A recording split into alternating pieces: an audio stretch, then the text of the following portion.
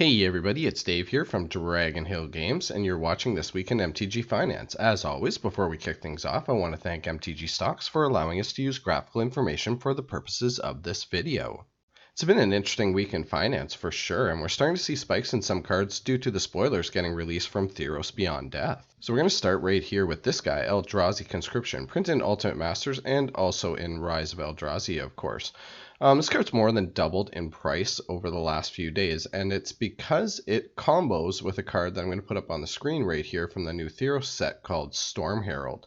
So when Storm Herald enters the battlefield, we can attach any number of auras in our graveyard to creatures we control. So as soon as a card like this is printed, everybody thinks, well, what's the best aura we can attach to something? And right away your mind will go to something like this, Eldrazi Conscription. I mean, why not put something on our guy that will give him +10/+10 and Annihilator too?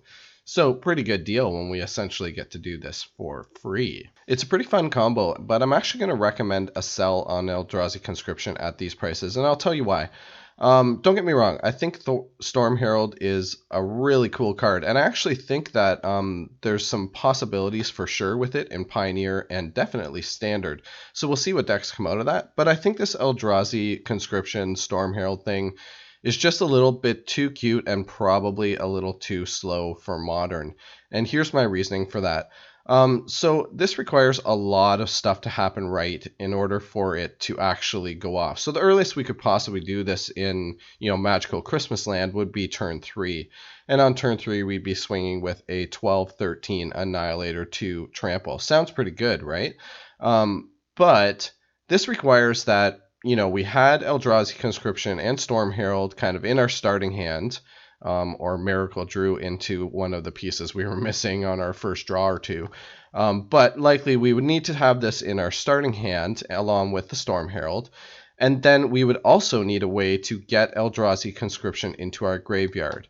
Oh, and by the way, on top of being able to or having to do all that, we have to first have a graveyard, because once we get to game 2, you can be damn sure your opponent's going to be siding in a bunch of graveyard hate.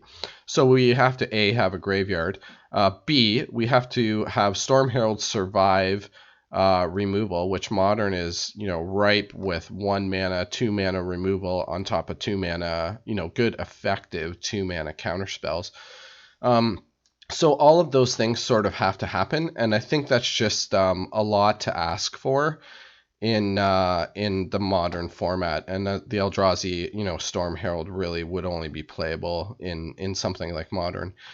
So I'm actually, like I said, as cute as this combo is and as cool as I think it is, because I really do think it's a cool combo, I'm actually recommending, if you have Eldrazi Conscription, to unload at this price for sure. I think the combo just is not realistic for Modern. All right, another big winner this week for sure is Walking Ballista from Aether Revolt, up over 50% from just a week ago, sitting at around the $30 mark. In fact, January 3rd was a brand new all-time high for this card. And the reason for this big move is because it combos with another card released from Theros Beyond Death, Herald, Uncrowned. Herald has a static ability that whenever we gain life, we can put a +1/+1 counter on a creature or enchantment we control.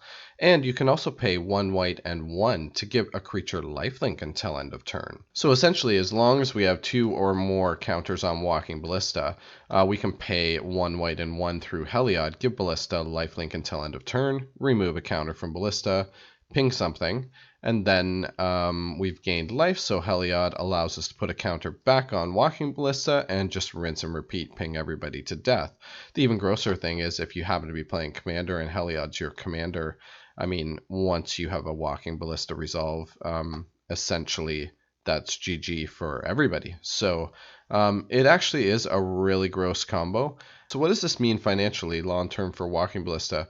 I've been watching some of the chatter about this card, and people are already calling for it to be banned. Realistically, the fastest you could do this combo, there's kind of 2 ways to go about it. You either ramp into a turn 3 Walking Ballista. So we'd be, Mana Dork turn 1, Heliod turn 2, Walking Ballista for 4 on turn 3, and then turn 4 we can activate Heliod and Bob's Your Uncle. The other way we could go about doing it would be the Hardened Scales approach. So, we'd be turn 1 Hardened Scales, turn 2 Ballista for 2, which would actually put 2 counters on it, and then turn 3 Heliod, and turn 4 away you go. If we're talking Modern, I don't think turn 4 is unrealistic. I mean, there is plenty of combos that work on turn 4 in Modern for sure. And Modern, like I said earlier, has plenty of removal as well. Now, this combo would obviously be fully legal in Pioneer, and in Pioneer, turn 4 might be a little bit too fast. So we'll have to see. There's a distinct possibility if this gets abused a lot in Pioneer that Wizards would ban probably Walking Ballista, but might just ban Heliod as well. Time will tell on that one. So back to financially, what does this mean for Walking Ballista? At $30, I think we've just seen a spike because of all the hype about this combo. Possible it might go up a little bit more, but this is the kind of card that really, if you don't have your playset, you really should kind of pick it up. If you look at the graph over the past few years, since essentially it's been released, I mean, this card's pretty much an uphill climb. It's had a few dips, but every card does that. But overall, the long-term sort of growth on this card and trend on it is definitely upward. So at some point, a card like this, it's just going to this card is always going to find its way into decks. There's lots of combos, Hardened Scales decks, things are going to come up like this, like with this Heliod and stuff. This card's just going to keep making appearances forever. So at some point, I think you just got to kind of buy into this card. Is $30 a little bit expensive? Maybe right now. I might wait a week or two and see it'll probably dip once some of this excitement wears off. But if it falls back down in the $20 to $25 range, and you think that you need to fill out your playset, I think that's a good price, because I really do believe that the long-term trend for this card is going to continue to be upward. All right, and the last one I want to bring to your attention this week under cards that have had healthy growth this week is Helm of the Gods from Magic Origins. This one's quietly just kind of doubling in price, and nobody's talking about it. But if you read this card, obviously it works really well with virtually everything that we've seen from the upcoming Thero set. So for 1 mana, we get an artifact equipment, and equipped creature gets +1/+1 for each enchantment we control, and it's equip 1. So it's light on mana to cast it and light on mana to equip it. So this is going to be a card that has a lot of potential in Pioneer to work well with a bunch of enchantments and stuff that we're going to be getting out of the new Thero set. So, doubled in price actually more than doubled in price over the last few weeks. We've gone from kind of being like a 50-cent card to a $2 card. But I actually think that this deck, or this card here, has a lot of potential to do a lot of damage in Pioneer.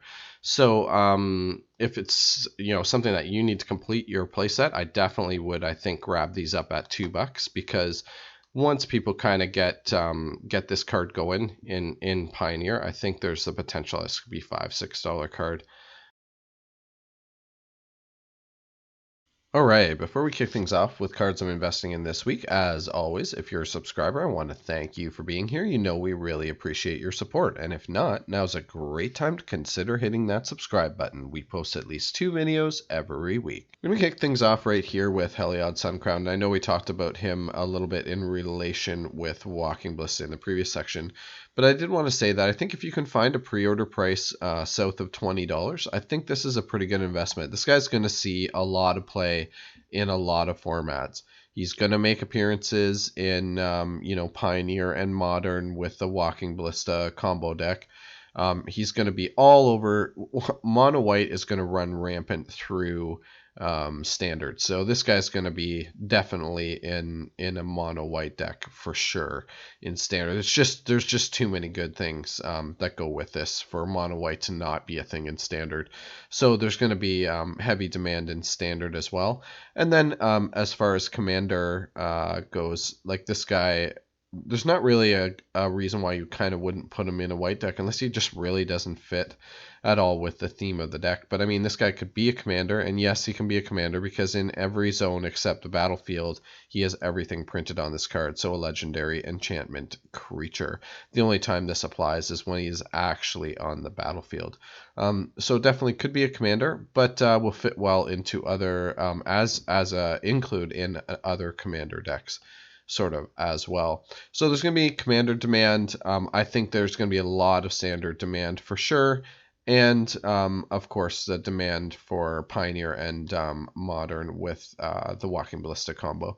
So I think like I said, if you can find a pre-order price south of $20, I think this is a good pickup because I think for the life of the time that he's in standard, he's probably living in the $20 to $30 range.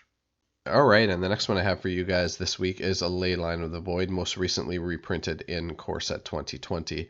So I mentioned the good Leylines in several videos in the past as investment opportunities, and I'm still have the same opinion on all of those. So Leyline of the Void, Leyline of Sanctity, and Leyline of Anticipation. I think at these prices, they're all excellent buys for sure, and excellent long-term investments. I wanted to focus specifically on a Leyline of the Void, and the reason for that is because with the upcoming set Theros Beyond Death, the escape mechanic is featured very prominently in that set. So we are going to be seeing a lot of decks that take advantage of the graveyard, and Leyline of the Void is in standard still. So this will be the go-to answer in black, definitely, for graveyard decks. And at $9, this is just an excellent investment for the future. I mean, Leyline of the Void is played in virtually every format, so you can't go wrong at this price for sure. And the last one I have for you guys this week is our speculation play for the week. That's right, and it's Solemnity from Hour of Devastation. To be honest with you, I'm surprised this card hasn't seen much more of an increase than it actually has. It's been creeping up a little bit over the last few months or so. But this card is Pioneer's answer to a lot of problems, and it's Pioneer's answer to the new big problem with Herald, Uncrowned, and Walking Ballista. I mean, this just says you can't put counters on Walking Ballista. Sorry about your luck. But that combo aside, this is a great sideboard answer to a lot of decks that are currently doing well in Pioneer and hardened scales type decks and things of that nature. So at $1.55, I think this is an excellent investment. And if the Herald and Walking Ballista combo really takes off in Pioneer, then this could very well be, a $7, $8, $10 card. All right, I really hope you guys enjoyed this week in MTG Finance. As I'm sure many of you can tell by my voice, I'm actually really sick right now. So I'm going to go and make myself a big giant bowl of chicken noodle soup and curl up in front of the TV. You guys have a great week, and we'll see you again soon. Bye for now.